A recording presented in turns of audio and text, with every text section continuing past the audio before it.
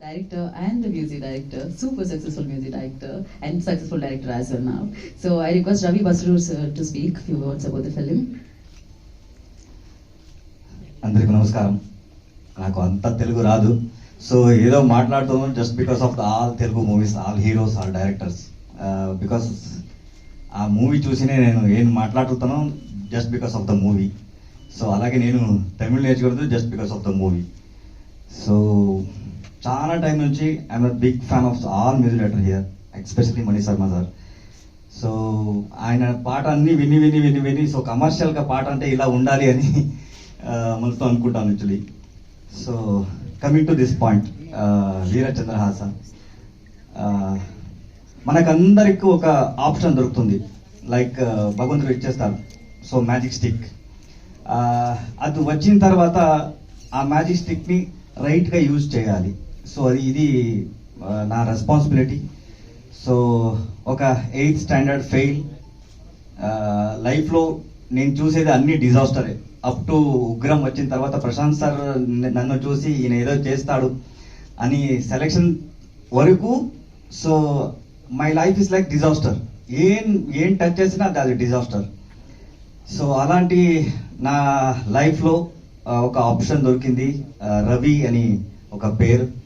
So he give me the opportunity. ఆ రోజు ఆయన లేకుండా so today I'm not here just because that Ravi.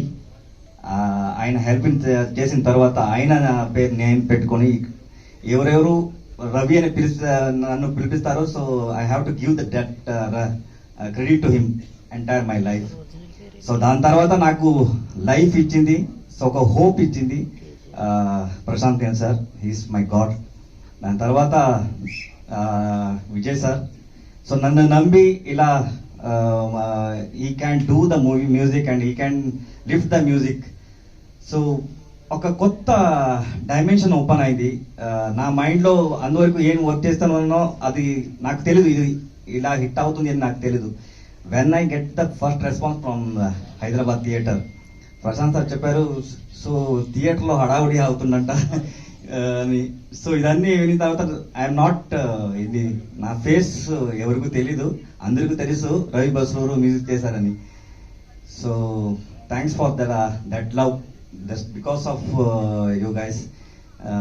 మీరు లేకుండా సో అది ప్రజలకి ఛాన్సే లేదు. So just because of you guys that movie become that much bigger hit.